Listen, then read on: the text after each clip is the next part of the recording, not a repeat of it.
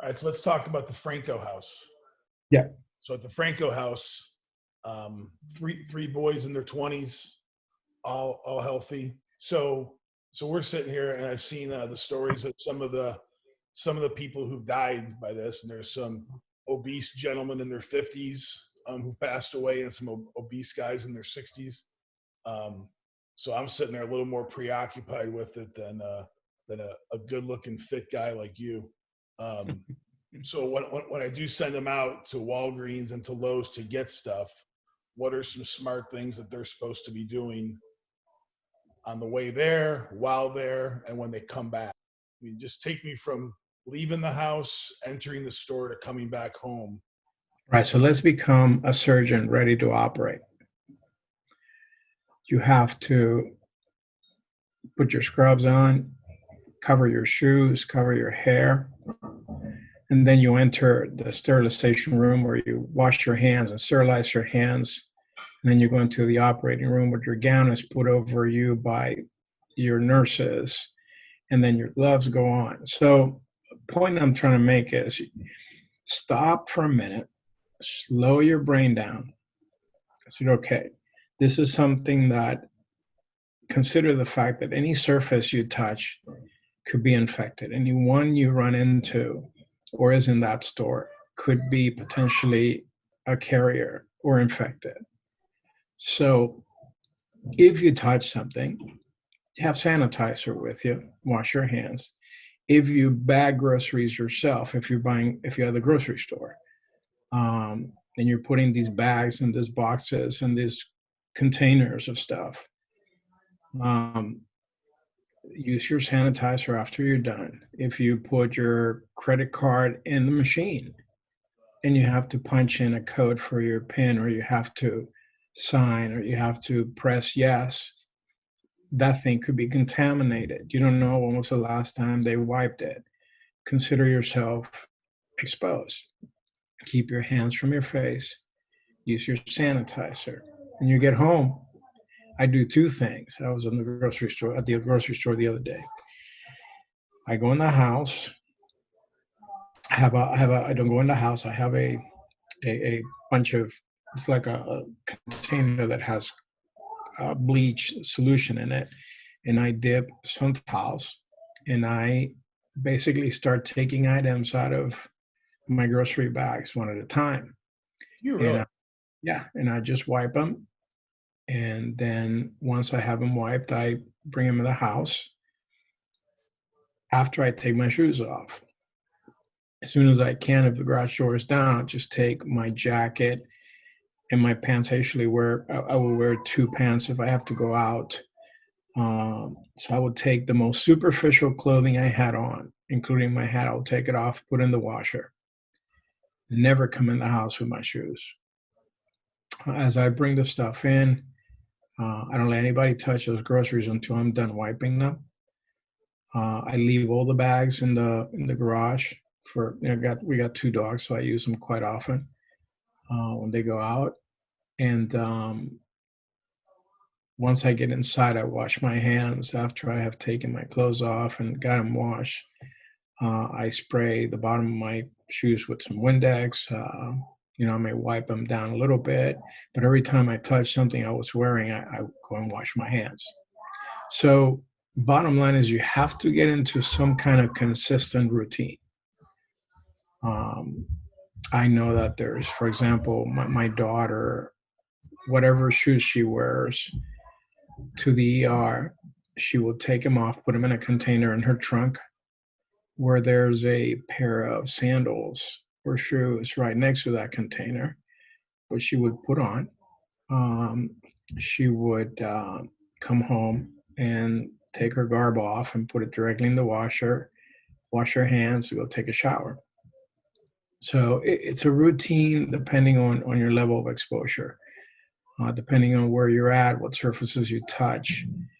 But again, everything you touch could be contaminated. All right, so even the plastic bags at the grocery store.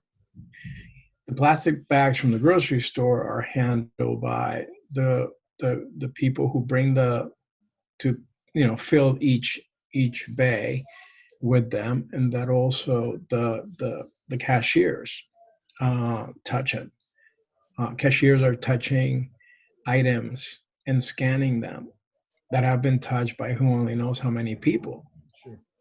So when I'm passing some dude at Lowe's, am I cautious of passing that guy or proximity if he's coughing and sneezing, or should I be also aware of that dude, even if he's just breathing normal and You're wary of everyone, so you keep your distance from everyone, even if they're coughing and sneezing? even if they're not coughing or sneezing, because they could have the virus and be carrying it and still haven't developed symptoms yet. But how am I catching if they're not spewing droplets out through a sneeze? Well, how about if they sneeze right before they came in and they have it on their clothing Really? and they move rapidly, to go and grab something in front of you? Um, we really truly don't know how small of a droplet does this virus need to maintain any degree of aerosolized form. In other words, we say if you cough or if you sneeze, it comes out real fast, but within 5 feet, it drops on the ground. But that's if somebody's is sneezing down into the ground or into their elbow. So they don't have to be coughing. They don't have to be sneezing. We know that this virus sheds through the stools. We don't know if they just came out of the john and wiped their hands and wiped their butt and they didn't wash their hands. You don't know. You just don't know. And that person might have touched the box of cornflakes that you just grabbed.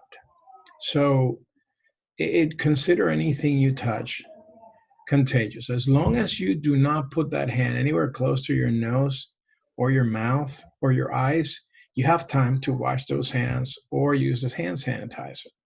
So you can do your grocery shopping, but after you're done, just make sure that after you touch whatever it is that you were touching, you just dip on your hand sanitizer and sanitize them well. When you get home, wash them as soon as you can. And the eyes, nose, and mouth are key entry points. Yeah, they have the cells to which this bug can attach. They have to be what we call respiratory epithelial cells. They're in the lining of your nose, sinuses, eyes, the conjunctiva, all those areas. So let's go through the routine that you just described for what you're doing, which, by the way, sounds crazy as shit, just so you know. Yeah, it is. Are you doing it during the flu season? Normal? Last year, a year ago, before this ever, would you have done the same routine just with the normal flu? No, and the reason for that is that the normal flu does not have the life expectancy that this has when it comes to surfaces. That this is the tricky part about this virus. It has a very high, what I consider high life outside an organism.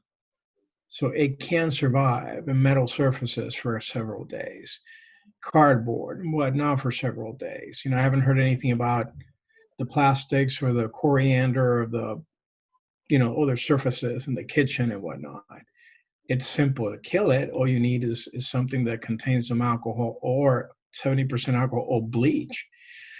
But the problem with bleach is that if you're using it to wipe things down, you should not use it for things that are dirty because the dirt will absorb that bleach. So then you don't know how good that bleach was at killing anything else. That's why the recommendations is for alcohol, at least 70% content alcohol product, or soap, plain old soap and water. Really? I was actually wondering about my vodka stash and if it's something that's going to have to come into play in the Yeah, it might. And hey, you just use it as you need it. You mentioned an ingredient that I hadn't heard anyone mention yet. You said you spray with Windex. Yeah, that's a very heavily ammonia type product. And even though ammonia has not been studied, it has a very high antiviral effect. We know it's antibacterial, but there was always questions about whether it works against viruses or not. If you spray something with Windex, you could expect basically the same type of response as far as a bug killer as you would get from bleach. Nice. All right. because I just went to the store today to pick up a couple things and walk by the hand sanitizer aisle, see if I would get lucky. And of course, there's nothing. But what was left on the shelves was the Windex, and I Yeah, thought the only thing I thought about was the crazy dad from my big fat Greek wedding. right. Well, maybe I should get it because of that lunatic. And I thought, no, I'm going to wait and just move on with life. And then here you are, like 6 hours later, saying that grabbing a Windex bottle might not have been the worst idea.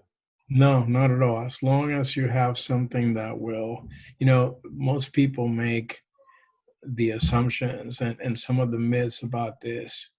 I see some people scrubbing surfaces all the time, particularly now. And I was talking to as I walked into the grocery store the other morning, there's a kid wiping the handles of the carts, and he's actually wiping them vigorously. And I said, listen, you don't have to wipe them that hard. You have to leave them wet though. Don't wipe them dry. Keep the surface wet with your Lysol or whatever it is that you're using. Because if you're wiping it dry, you're basically not doing that. You're doing some, but you're not doing a heck of a lot, as much as you could, which if you left it wet. How'd the kid react to you? He looked at me like I had 7 heads, but I just kept walking. That's all you can do. Just try.